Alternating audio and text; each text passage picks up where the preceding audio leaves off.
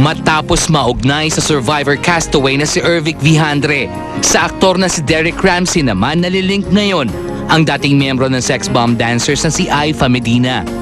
Ayon sa mga lumabas na artikulo sa tabloids, may nakakita raw kina Aifa at Derek sa Tondo, Manila. Nag-attend yung family ko, pero hindi na ako doon nakatira ngayon. Hindi ko nga siya kilala sa personal eh. Hindi ko pa rin siya nakikita sa buong buhay ko. Sobrang malabo talaga na magkita kami ni Derek, na lumabas kami. Kaya yung issue na yun, kung saan man yung lupalop ng galing, hindi ko alam. In a separate interview, itinanggi na rin ni Derek ang chismis at sinabing hindi nito kilala si Aifa.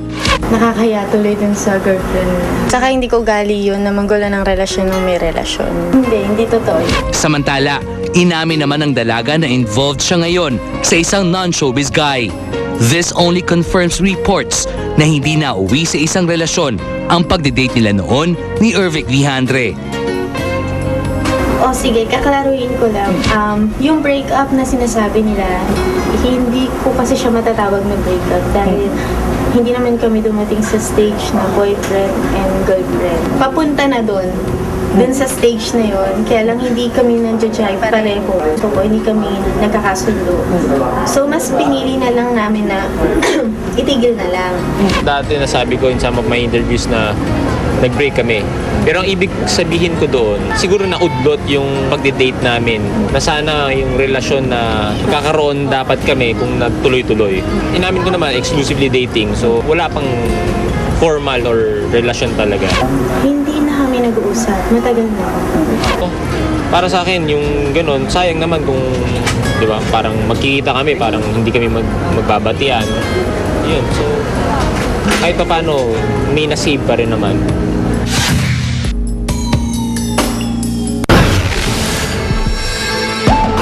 Maaring may mga naiinggit, and, they want me dead.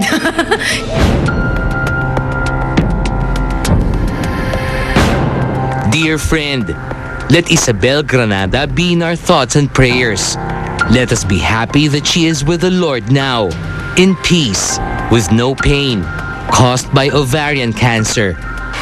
Ito ang kumalat na text message na nabasa at ikinagulat mismo ni Isabel Granada. Oo nga't inoperahan siya sa ovaryo.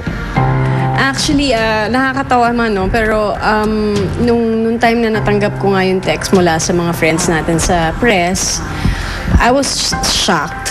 Nanginig ako kasi nga tinamaan niya talaga yung pwede kong maging cause ng death. Pero ibig sabihin, I don't wanna think it that way. Pero nakakaba, syempre.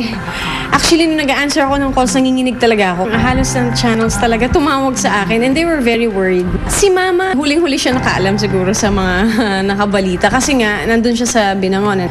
And ninervyo siya. May ideya ba si Isabel kung sino ang may pakana ng text message na yon? Marami kasi mga babaeng gumugulo sa relationship din namin ni Jeric. So, possibly, maaring may mga naiinggit, and, they want me dead. Ibig sabihin, sila lang yung pwede kong maisipan ng... Hindi naman daw apektado ang kanyang asawa, pero nais lang i-assure ni Isabel na So far, so good naman po ang aking health, so nothing to worry about po. At sa lahat po ng mga friends ko, thank you very much po sa concern ninyo and healthy ako. Okay mga kaibigan, abangan ang inyong paboritong Kapuso Stars mamaya alas 4 ng hapon sa Magic Mall Urdaneta sa Pangasinan.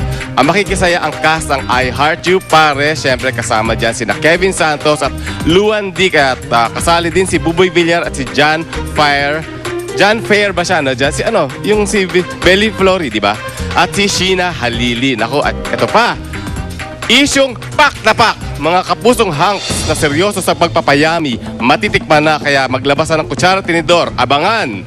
At nako, ito medyo seryoso to dahil ang dating beauty queen actress na si Miss Pilar Pilapil na biktima ng suspected carjackers.